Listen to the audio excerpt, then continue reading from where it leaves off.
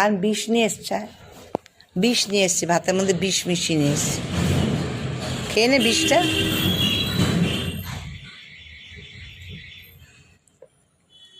বিষ নিয়ে এসছে,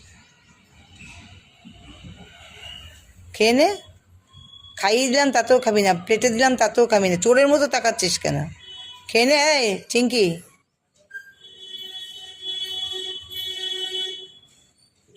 খেয়ে নে। তারপরে কি থালাটা চাটিস?